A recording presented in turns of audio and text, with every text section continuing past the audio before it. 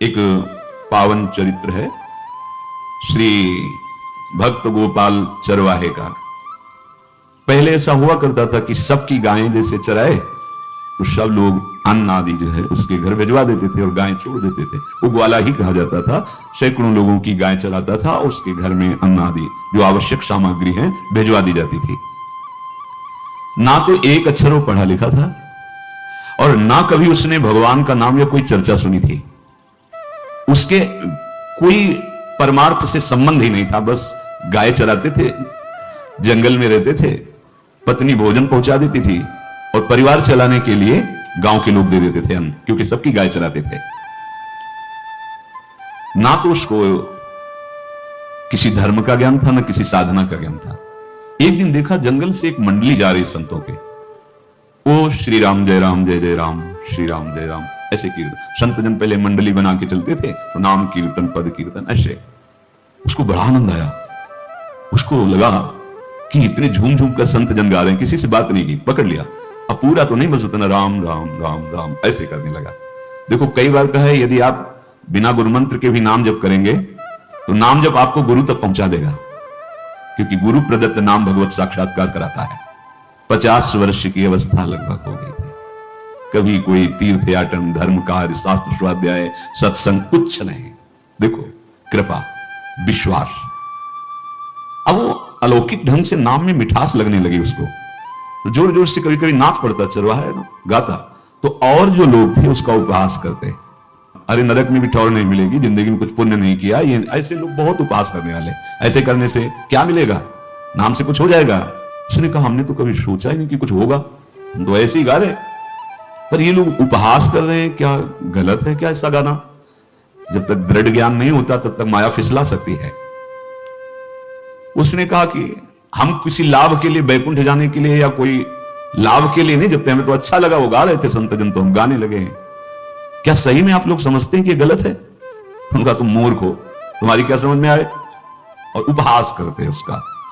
उसके मन में एक बात आई, कोई ये प्रमाण दे दे मुझे, ये जो मैं संतों के मुख से सुना नाम, ये परम सत्य है, ये परम सुखकारी है, और इससे क्या बैकुंठ मिल जाएगा? कोई तो मिले मुझे।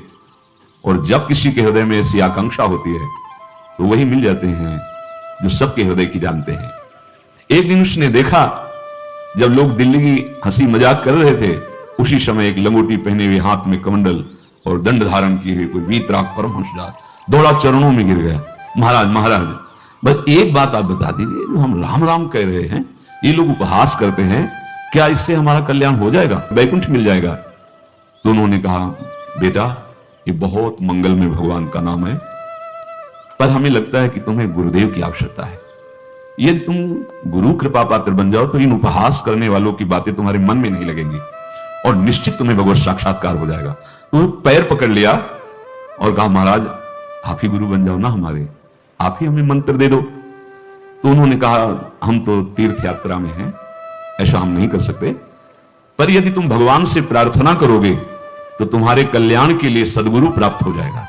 इसलिए जैसे कोई पूछते हैं किसको सदगुरु बनाऊं, तुम कहते किसी को नहीं, पहले भगवान को मानो, श्री हरि को, जगत गुरु श्री कृष्ण को, फिर उनसे प्रार्थना करो कि यदि आप आवश्यक समझते हो कि सदगुरु के रूप में आप आकर के हमारा कल्याण करेंगे तो मुझे पहुंचा दो, या आप स्वयं आ जाओ। मैं नहीं खोज कर पाऊंगा, मेरी वो दृष्टि नहीं है कि मैं किसी महापुरुष को पहचान सकूं। मैं तुमसे सत्य कहता हूं, सदगुरु की जो शरण में हो गया तो उसके जीवन नौका की डांट सदगुरु अपने हाथ में ले लेते हैं। फिर उसको कोई भय, कोई उपहास, कोई लज्जा नहीं सताती। वो सुख पूर्वक इस दुखद अपार संसार समुद्र से पार हो जाता है। पर बेटा तेरे ऊपर भगवान की बड़ी कृपा है, क्योंकि तू संतों को मानता है। तू मेरी बात पर विश्वास कर ले, अंदर से तू एकांत में रो, तुझे सदगुरु मिल जाएंगे। अब ऐसा कहकर वो अपनी राह में चले तीर्थ यात्रा के लिए। अब वो खोजता, एकांत में बैठकर देखता, कभी कभी वो पेड़ पे चढ़ जाता कि कोई संत तो नहीं आ रहे हैं। अब उसके लिए वहां भोजन पहुंच जाता, पाता, गाय देखता और वह खोज करता कि सदगुरु आ जाए, सदगुरु आ जाए। बहुत समय व्यतीत हुआ पर उसका विश्वास नहीं टूटा कि संत ने कहा था कि तुम भावना करो कि सदगुरु आ जाएंगे। भगवान सदगुरु बनकर के आ गए, वही है सदगुरु। देखा सामने से बड़े तेजस्वी महात्मा बड़े तीव्र गति से आ रहे। वो दौड़ा, गुरुदेव गुरुदेव, चरणों में लौट गया। चरणों में जेवी गिरा तो एक बिजली सी दौड़ी उसके हृदय में। अब बात बन गई, गुरु मिल गए, वो खड़े हो गए। देखते ही सात्विक भाव उत्पन्न हो रहा है, आंसू निकलने लगे। देखते ही मन में आया कि जो संत कह रहे थे सदगुरु मिल जाएंगे, यही हमारे सदगुरु हैं। हृदय में उत्साह, आतुर आवाज, प्रभु मुझे भवसागर से पार करने वाला गुरु मंत्र दे दो। ऐसे थोड़ी दीक्षा दी जाती कि गली चलते दी जाए, दूंगा। जा पहले स्नान करके आ, फिर एकांत स्थान में बैठेंगे, फिर तेरे को उपदेश देंगे। बोला महाराज मैं जंगली आदमी हूं, गाय चराता हूं, हमारा घर बार से कोई आना जाना नहीं, यही भोजन आ जाता है। संत ने कहा अच्छा स्नान करो। स्नान करके आए, एक पेड़ के नीचे, भाई मैं तुझे कुछ नियम दूंगा, कुछ शर्त। तो महाराज गंवार आदमी है, ना हम आपका कोई नियम पालन कर पाएंगे, ना कोई व्रत पालन कर पाएंगे, ना कोई साधना कर पाएंगे। आप देख लो हमारी हालत, 50 साल का हूं, पढ़ा लिखा बिल्कुल नहीं, कोई धर्म कर्म नहीं जानता, गाय चराता हूं। मुझसे बहुत बातें नहीं सदेंगी, अगर एक कोई बात बता दो तो प्रण करता हूं जिंदगी में प्राण त्याग सकता हूं, पर एक बात कोई, एक नियम कोई दे दो। हमें बहुत नियम तो नहीं समझ में आएंगे, एक कोई बात बता दो कि ऐसा कर लेना और मंत्र जपना, तो हम प्राण त्याग सकते पर आपकी आज्ञा उल्लंघन, पर बहुत हम बातें नहीं मान पाएंगे क्योंकि हमारे इतना ज्ञान नहीं है। गोपाल के वचन सुन करके बहुत प्रसन्न हुए संत भगवान। एक नियम तुझे देता हूं, हमारे आराध्य देव श्री कृष्ण हैं, गोविंद हैं, आज से तुम्हारे आराध्य देव गोविंद हुए, हाँ श्री कृष्ण है। बिना उनको पवाए तुम्हें पाना नहीं है, बस यही तुम्हारे लिए नियम है। तुम्हारे पास जो आवे, सूखी रोटी, दूध, छाछ, जो भी, बिना उनको पवाए पाना नहीं है। सीधा सरल आदमी। गुरुदेव प्राण चाहे चले जाए, बिना उनको पवाए आज के बाद कभी जिह्वा पे कुछ नहीं जाएगा। ऐसा गुरुजन आदेश करते हैं वैष्णव मार्ग के पथिकों को कि जल भी बिना अर्पित किए मत पियो। अगर आप बिना अर्पित किए पीते हैं तो आपकी बुद्धि में इष्ट देव के प्रति ममत्व तो नहीं आ पाएगा, नहीं आ पाएगा। अब तो गोपाल नाच पड़ा कि गुरु मिल गए, गुरु मंत्र मिल गए और इष्ट का पहचान मिल गई। उसी समय घर से भोजन आया, कोई कभी चटनी रोटी, ऐसे बैठा एकांत वृक्ष के नीचे, आओ गोविंद भोग पाओ। अब गोपाल विचार में लगा कि आ तो रहे हैं ही नहीं, और गुरुजी ने कहा बिना पवाए पाना नहीं। पूरा दिन व्यतीत हो गया। गुरुजी कहते घट घट में विराजमान भगवान है तो कहीं से भी प्रकट हो सकते हैं। तो अंदर मंत्र जपता हो, कहता आओ भगवान पाओ, आके नहीं आए। महाराज हमारे गुरुदेव ने आपका ध्यान जो बताया था वैसे ही आओ, आप पाओ आकर के। रात्रि हो गई, देखा प्रभु नहीं आए तो भोजन उठाया, गाय को पवा दिया, तो बहुत सी गायें थी, भूखा रह गया। दूसरे दिन फिर भोजन आया, एक पत्ता टोरा, जल से छिड़का पत्ते को और भोजन रखा। भगवान को फिर पुकारा, आओ प्रभु। गुरुदेव ने आज्ञा की बिना आपको पवाए हम अपनी जबान में नहीं रख सकते।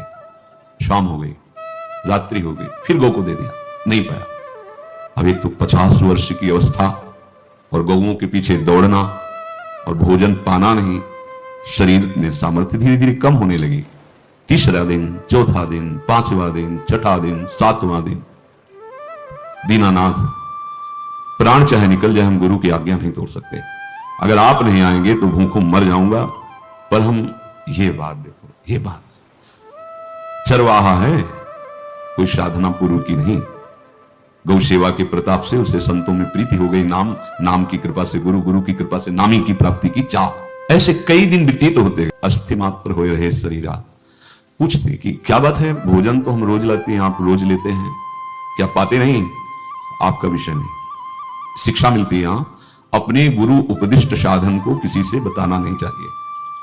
गुरु उपदिष्ट साधन जब तक सिद्धावस्था ना पहुंच जाए तब तक गुप्त रखा जाता है। जो जैसे आप सत्संग सुन रहे हो, इसमें कोई वचन आपको लगा, पकड़ लिया, अब वो जीवन में तभी बोलना जब उसका प्रभाव हमारे जीवन में आ जाए, नहीं ऐसे नहीं बोलना, नहीं तो निकल जाएगा। और अगर रोक लिया तो मंथन करेगा अंदर और आपको उसमें स्थित कर देगा।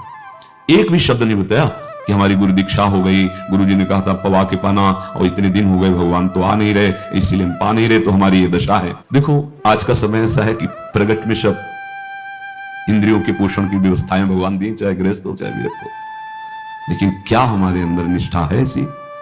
सबरी जी जब उनके गुरुदेव पधारने लगे तो चरणों में रो के गिरी कि प्रभु इस पूरे विश्व में मुझ अधम को सिर्फ आप ही प्यार करने वाले हैं, आप ही ने दुलार करके मुझे रखा, नहीं सब जगह ठोकर मिलती, कोई भी संत महात्मा हमारी तरफ देखना नहीं चाहते। और प्रभु आप जा रहे हो, आप कैसे जीवन जानते हो क्या कहा? हम तो भजन के प्रभाव से भगवान के धाम जा रहे हैं। बेटा भगवान स्वयं चलकर तुम्हारे पास आए। सबरी जी बहुत वर्षों तक कभी गुरु के वचनों पर अविश्वास नहीं हुआ, क्यों कहते थे भगवान आएंगे, रोज पावड़े डालती हूँ, सोहनी लगा के दिल चिड़ती हूँ, रोज भी लगता है फुसला तो नहीं दिया गुरु जी ने? नहीं, गुरु के वचन भगवान आएंगे। शायद ऐसा वर्णन की शास्त्र हजार वर्ष सोचो जरा। और भगवान आए और सबरी को निहाल किया। ऐसे वो गुरुदेव ने कहा है भगवान आएंगे, जब तक वो ना पाएंगे तब तक हमने कहा है कि, और उनका उद्देश्य अलग था कहने का कि आप भगवान को भोग लगा के पाइएगा और भजन कीजिएगा तो मंत्र के प्रभाव से तुम्हारे मानस पटल पर भगवान दिखने लगेंगे। ऐसा होता है। और सीधा आदमी सीधा समझा, जब तक भगवान नहीं पाएंगे तब तक हमें नहीं पाना। 18 दिन बीत गए, कुछ ना खाना ना पीना। गोविंद भी देखते हैं, बाल भक्त ओम प्रकाश जी महाराज यही अपने चामुंडा के पास से उधर बहुत नामनिष्ठ महात्मा, बाल भक्तों में बहुत ही मानो प्रहलाद जी ही हैं। जैसे प्रहलाद जी नामनिष्ठ भगवान-निष्ठ, घट घट में भगवान को देखने वाले, ऐसे श्री ओम प्रकाश जी बाल भक्त। बड़े बड़े महापुरुष गए, हरि बाबा, उड़िया बाबा, सब बस वो यही कहते कि ये श्री कृष्ण का आदेश है। फिर शायद 50 के भी ऊपर दिन गए थे, ऐसे 70 दिन तक उस महापुरुष ने कुछ नहीं कहा, सशरीर अंतर्ध्यान हुए। आज समाधि उनकी बनी।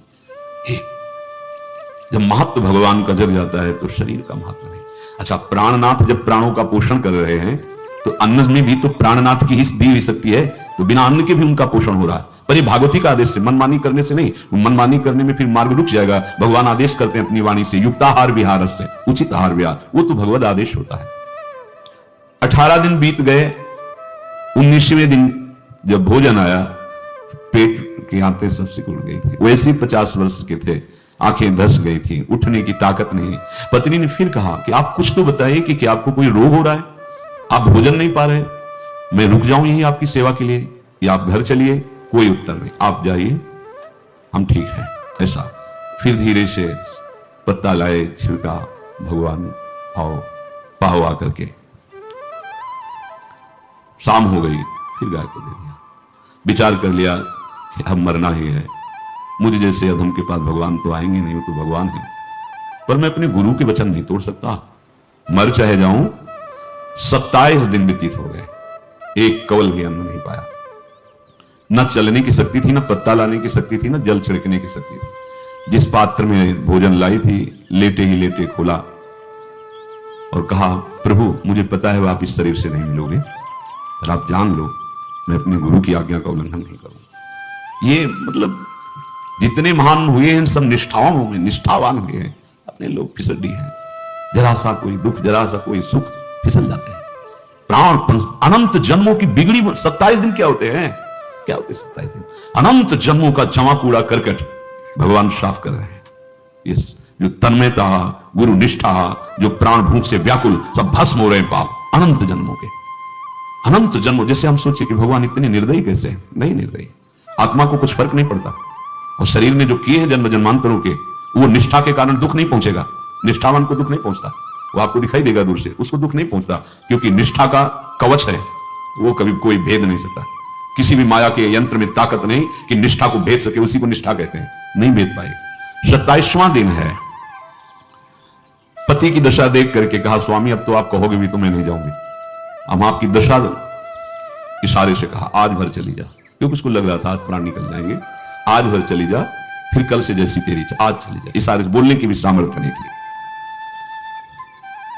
गोपाल के आंसुओं की धारा चल रही, पड़े पड़े धीरे से खोला जो भोग है, और अंतस्थल, आज बोल भी नहीं पा रहे, अंतस्थल से कह रहे, प्रभु अब चाहे आके पालो या लिवा जाके पवा देना, देख लो आप, आखिरी है, आके पालो या लिवा जाना, अपने यहां पवाना, क्योंकि हमारे यहां तो पाए नहीं आप।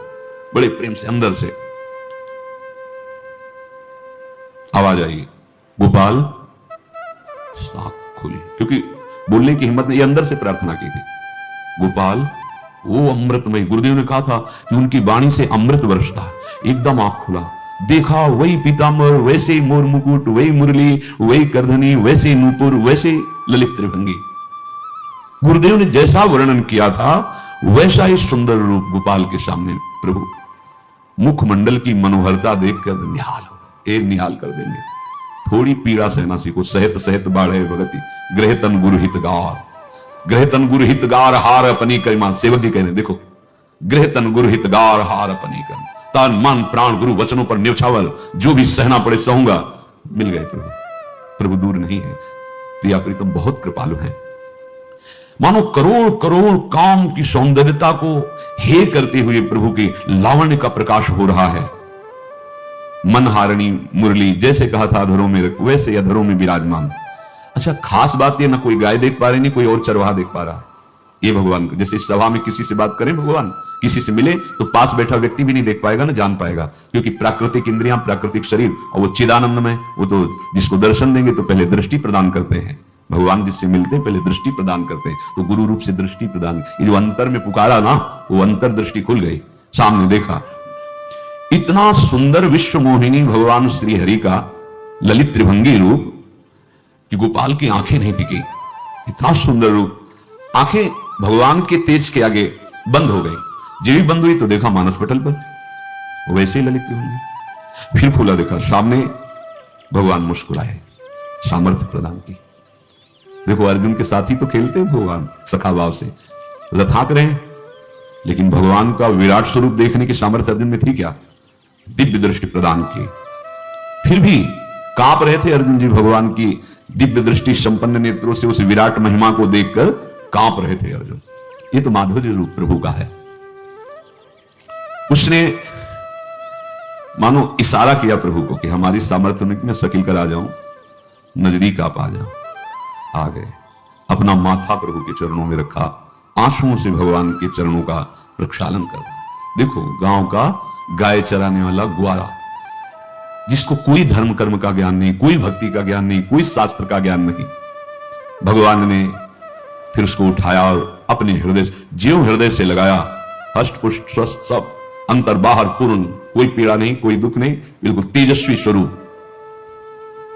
भगवान की स्पर्श की महान सामर्थ्य है। बाली ने बहुत मारा ना सुग्रीव को, तो कर प्रसाद सुग्रीव शरीरा, जे इस पर सारी पीड़ा गई। भगवान अमृत सावी है, भगवान दिव्य चिदानंद भाव देने वाले हैं। अब तो सुरमुनि वांछित प्रभु की छाती से लपटा हुआ है। ये ऐसा ना सोचो कि कहानियां हैं, ऐसा ये सत्य विषय आप भी प्राप्त कर सकते हैं। इसी के लिए रोज सत्संग होता है। जब वो भगवान से लिपट कर छाती में अश्रु की बूंदें, वो भगवान ये था माम प्रपद्यन्ते, भगवान की अश्रुबूंदों से गोपाल का अभिषेक होगा। मानो सुदामा मिलन हो रहा है जैसे। भगवान को दैन्य बहुत प्रिय है। तभी भाई जी महाराज कहते हैं पद में कि बुद्धिहीन बना दो हे भगवान, हमें बुद्धिहीन बना दो। ये जो बहुत बुद्धि चलती है ना, इसके लिए दौड़ भाग है। नहीं, सीधे प्रभु हमारे हैं, हम प्रभु के हैं। नाम जप आश्रय भगवत प्राप्ति निश्चित। भगवान बोले, प्यारे गोपाल अब तू रो मत, देख मैं तेरे प्रेम में पगी हुई ये जो सूखी रोटियां हैं अभी पाता हूं। वो भगवान बैठ गए और उसके घर की जो रोटी थी उसे, देखो मुझे त्रिभुवन का कोई भी भोग प्रसन्न नहीं कर सकता गोपाल, मुझे त्रिभुवन का कोई भोग प्रसन्न नहीं कर सकता। इस बात को समझो, जिनको ये भ्रम हो कि हम अधर्म से कमा के 56 भोग लगा के प्रभु को प्रसन्न कर लेंगे, तो ये बात सुनो। कह रहे मुझे त्रिभुवन का कोई भोग प्रसन्न नहीं कर सकता, मैं ऐसे ही अन्न की चाह रखता हूं। भगवान के वचन, जैसे दुर्योधन का महल का सब वैभव त्याग के, स्वागत ठुकरा के और विदुरानी जी के हाथ का छिलका पाया, मैं ऐसे ही अन्न की चाह रखता हूं। भगवान कहते हैं बलिहारी है। कभी प्यार से एकांत में रो के इनको पवाना सीखो। भले आप इतनी कटोरी में सब्जी 2 रोटी, और अगर दैन्य भाव से कि नाथ कहां आप और कहां कैसे आपको पवाएं, जो छवि है ना, पंखा करते जाओ ऐसे बीच बीच में जल पिला, देखो ना, ये था माम प्रपद्यन्ते तास्तते वजम। आप जैसा मानोगे वैसा ही व्यवहार करेंगे, पक्का समझ लो। गोपाल जो सच्चे हृदय से मुझे पुकारता है, मैं अवश्य उसको मिलता हूं। जो प्रेम पूर्वक मुझे पवाता है मैं अवश्य उसका पाता हूं। पत्रम पुष्पम फलम तोयम ये में भक्त्या, भक्ति पूर्वक जो पवाया, भक्ति पूर्वक का मतलब दैन्य। अभक्त में अहंकार होता है, देखो ये किया मैंने, वो भगवान स्वीकार नहीं करते। वो आपका शुभ कर्म बन सकता है, अब वो भी धर्म से कमाई की है तो, पर भगवान की प्रसन्नता का हेतु होगा दैन्य। जहां भी देखो हमारे स्वामी को, जहां भी देखो दैन्य में बिके हुए पाए गए, दैन्य में। और ये दैन्य किसी बाजार में नहीं मिलती, ये दैन्यता बनावटी नहीं होती, ये वस्तुतः हृदय की होती, भगवत प्रदत्त ही होती है। पर जो संत सदगुरुदेव की आज्ञा का अक्षरशः पालन करे तो इस दैन्य का निश्चित प्रादुर्भाव हो जाएगा, अहंकार गलित हो जाएगा। वत्स, मैं किसी भी वस्तु का कभी भूखा नहीं हूं।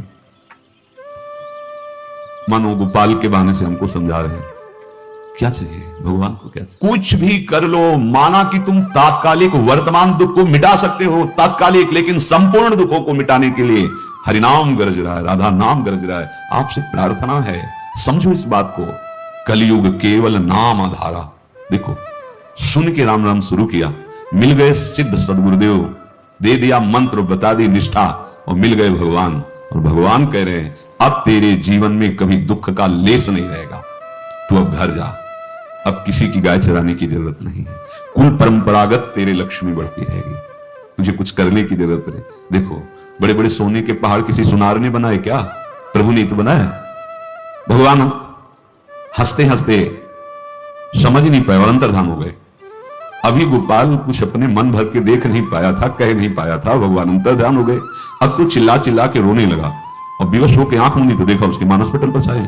अब तो राजी हो गया कि ये मेरे प्रभु ऐसी जगह विराजमान हो गए, कोई देख नहीं पाएगा, हम रोज बात करेंगे, रोज दर्शन करेंगे। नारायण या गौर श्याम को हृदय निकुंज बसइए। तो इसलिए धैर्य धारण करके कितना भी कष्ट हो अब पीछे मत हटो, फिसलो मत। माया अपने पार्षदों को भेजेगी। प्रभु का चिंतन छूटे वो कुछ भी स्वीकार नहीं। प्रभु का चिंतन होते हुए जो हो रहा है उनका सृष्टि का कार्य है, जो जो जिसको सेवा दी हो रहा है। हमारा प्रभु का आश्रय अगर बदला किसी व्यक्ति का आश्रय या किसी अन्य का आश्रय, बहुत घाटा हो जाएगा।